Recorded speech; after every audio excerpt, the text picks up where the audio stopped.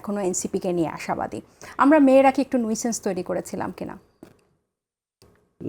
না, মানে নুইসেন্স শব্দটা নেগেটিভ অর্থে যদি আপনি বলেন তাহলে মানে কি বলে যে আমি ওটাকে নেগেটিভলি নিই না, আমি এটাকে নেগেটিভলি নিচ্ছি না।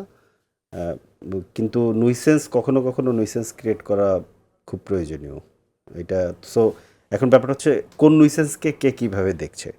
একটা জায়গা হচ্ছে যে মানে আমি যেটা করছি সেটাই একমাত্র ঠিক, এই জায়গা থেকে যদি আপনি দেখেন তাহলে যে কোনো নুইসেন্সই খারাপভাবে মানে মানে যে কোনো নুইসেন্সকে ডিস্টার্ব মনে করা, খারাপ মনে করা, এটা এক ধরনের কর্তৃত্ববাদী আচরণ। তো সেই জায়গা থেকে যদি দেখেন তাহলে এটা নুইসেন্স।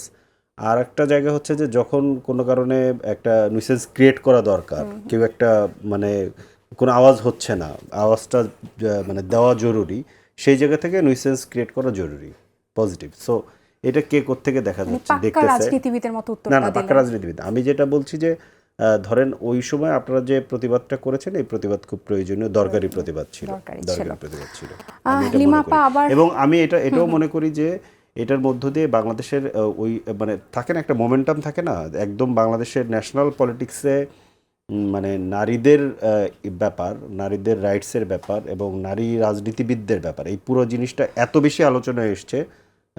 আমি ঠিক জানি না, আপনারা আরও ভালো বলতে পারবেন, কিন্তু আমার দৃষ্টিতে এত বেশি আলোচনায় এত অল্প সময়ের মধ্যে এই ইস্যুটা আর কখনো মানে নিকট সময়ের মধ্যে হয়নি। সো এইটা একটা খুব বড় গুরুত্বপূর্ণ। সেখানে আপনি খুব জানাশোনা মানুষ, আপনি যখন বলছেন তাহলে না, সেটা আপনি কতটুকু আপনি উইন করলেন কতটুকু লুজ করলেন সেই জায়গায় আমি যাব না। আমি বলছি যে আলোচনাটা হয়েছে এবং এই আলোচনায় এমন অনেক যুক্তি এসেছে, ধরেন যারা আসলে ওই যুক্তিটা হয়তো বোধই করে না তাকেও বাধ্য হয়ে ওই যুক্তি দিতে হয়েছে।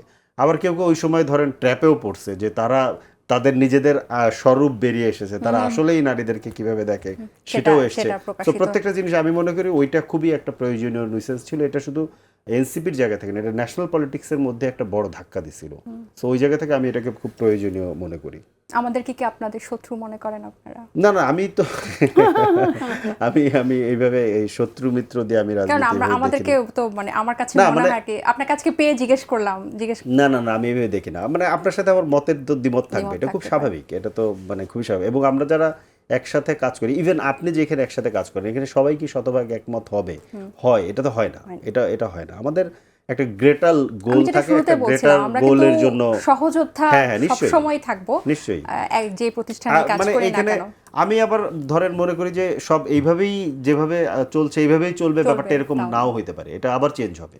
সো এটা চেঞ্জে অনেকগুলো উত্থান পতনের মধ্য দিয়ে, আমি যেটা বলছি আশাবাদী যে জায়গা অনেকগুলো উত্থান পতনের মধ্য দিয়ে একটা জায়গায় যাবে। এটা শুধু এনসিপির ব্যাপার না, এইটা হচ্ছে যে মানে এইখানে একটা নতুন রাজনৈতিক প্রজন্ম এসছে, তাদের একটা নির্দিষ্ট গতিতে যেতে একটা শেপে হবে। এইটা ভাঙাগড়া চলতেছে এখনই এটাকে ডিসাইড করা ডিফিকাল্ট। আর এনসিপিকে আমি যতটা একটা পার্টি আকারে দেখি তার থেকে আমি একটা আইডিয়া আকারে দেখতে চাই। আমি আসলে যতগুলো উত্থান পতন হয়েছে গত এক দশকে, বেশিরভাগ উত্থান পতনের সাথে আমি কোনো না কোনো ফর্মে ছিলাম, প্রত্যক্ষ অথবা পরোক্ষভাবে। তো আমি দেখছি যে কিভাবে জিনিসটা চেঞ্জ হচ্ছে।